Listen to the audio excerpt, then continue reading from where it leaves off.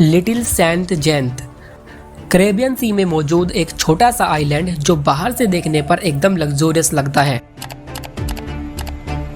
ये आइलैंड पूरी तरह प्राइवेट था, जिस पर मल्टीपल होटल से लेकर के हेलीपैड और हाई सिक्योरिटी चेक सब कुछ होता था। यहीं पर ही लड़कियों को massage, assistant work, travel opportunity और मॉडलिंग के नाम पर लाया जाता था और फिर उनसे ही और लड़कियों को लाने के लिए बोला जाता। इस आइलैंड पर कौन आया और कौन गया, ये सब कुछ बिल्कुल सीक्रेट रहता था।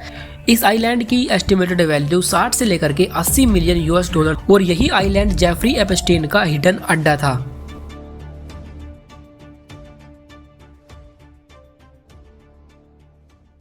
पुलिस रिकॉर्ड और कोर्ट फिलिंग के अकॉर्डिंग जेफरी एपस्टीन पर आरोप थे कि उन्होंने सालों तक माइनर लड़कियों को रिक्रूट और उनका ट्रांसपोर्ट किया था। ये सारी लड़कियां इकोनॉमिकली वीक थी, जिनकी एज 14 से लेकर के 17 साल के बीच थी। इन सारी लड़कियों को यहाँ मसाज, मॉडलिंग और इजी मनी के नाम पर ट्रैप किया जाता था। यहाँ पहले एक लड़की को लाया जाता, फिर दूसरी लड़कियों को लाने के लिए बोला जाता। इन सभी में एपस्टीन अकेला नहीं था, बल्कि उसने एक पूरा नेटवर्क बिल्ड किया हुआ था, जो लड़कियों को रिक्रूट से लेकर के उनकी मूवमेंट और क्राइम्स को छुपाना, ये सब कुछ मैनेज करता था। गिस्लेन मैक्सवेल एपस्टीन की एक्स गर्लफ्रेंड, जो सबसे क्लोज पार्टनर थी, यही रिच और पावरफुल सर्कल में एपस्टीन का इंट्रो कराती थी, जिनमें पॉलिटिशियन से लेकर बिलियनियर और सेलिब्रिटी तक शामिल होते थे। इन फाइल्स में Donald Trump, Peter Mandelson, Bill Gates और रिचर्ड ब्रैंसन के साथ मल्टीपल नाम शामिल थे। जेफरी एपस्टीन पर साल 2019 में सेक्स ट्रैफिकिंग ऑफ माइनर्स जैसे चार्जेस लगाए गए थे। प्रोसिक्यूटर के पास पर्याप्त मात्रा में एविडेंस मौजूद थे, पर लेकिन एपस्टीन की डेथ की वजह से उनका ट्रायल पूरा नहीं हो सका। इतने एविडेंस होने के बाद भी एपस्टीन की अगेंस्ट एक्शन इतना डिले क्यों हुआ?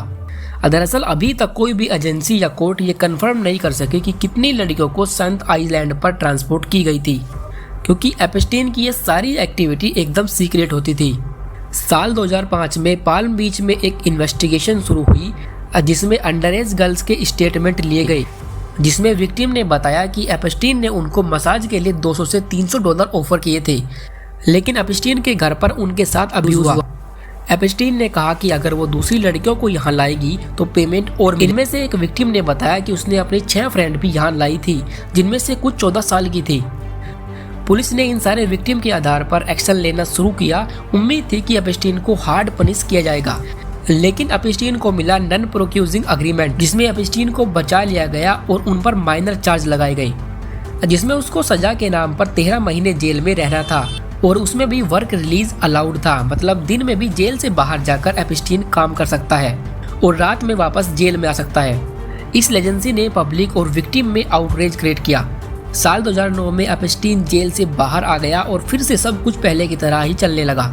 लगभग 10 सालों के बाद जुलाई 2019 में एपस्टीन को न्यूयॉर्क के टेटबोरो एयरपोर्ट पर अरेस्ट किया गया, लेकिन इस बार एपस्टीन की एक नहीं चल सकी और उन पर फेडरल सेक्स ट्रैफिकिंग और कंस्पायरेसी ऑफ ट्रैफिकिंग माइनर के चार्जेस लगाए गए।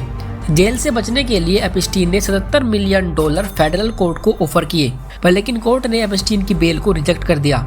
एपस्टीन को मेट्रोपॉलिटन सेंटर में रखा गया। दिन आता है 23 जुलाई 2019। जेफरी एपस्टीन को अपने ही सेल में इंजर्ड पाया गया। उसके नेक पर इंजरी के मार्क बने हुए थे। जेल अथॉरिटीज ने तुरंत एपस्टीन को मेडिकल हेल्प दी। इसके बाद बयान आए कि एपस्टीन ने खुद को नुकसान पहुंचाने की कोशिश की थी। इसी को देखते हुए ही जेल अथॉरिटीज ने एपस्टीन को सुसाइड वॉच पर रखा गया, जिसमें 24/7 उसकी हर एक्टिविटी को मॉनिटरिंग करना था। 10 अगस्त 2019 को एपस्टीन अपने ही सेल में डेड पाया गया। रूल्स के मुताबिक हर 30 मिनट में एपस्टीन की एक्टिविटी चेक करनी थी, लेकिन गार्ड सो गए थे और सेल में लगे कैमरे ने भी काम करना बंद कर दिया था। एपस्टीन की डेथ के बाद सारे केसेस क्लोज हो गए, पर लेकिन सिर्फ एक सवाल रह गया, सच सामने कैसे आएगा? तब सामने आए वो डॉक्यूमेंट जो एपस्टीन फाइल बनकर सामने आते हैं, जिसमें court record, travel log, emails और वीडियो का एक बड़ा कलेक्शन होता है। यूएस कोर्ट ने सील्ड पड़े डॉक्यूमेंट को अनसील्ड करने के लिए बोला, जिसमें बिलियनियर, पॉलिटिशियन और सेलिब्रिटी तक के नाम सामने आने लगे, जिससे पब्लिक में आउटरेज मच गया। हर तरफ ये फोटो और वीडियोस वायरल होने लगे। एपस्टीन की ये कहानी सिर्फ एक आदमी की नहीं है, बल्कि पूरे सिस्टम की है, जहां पैसा, पावर और साइलेंस ने सच को सालों तक दबा के रखा।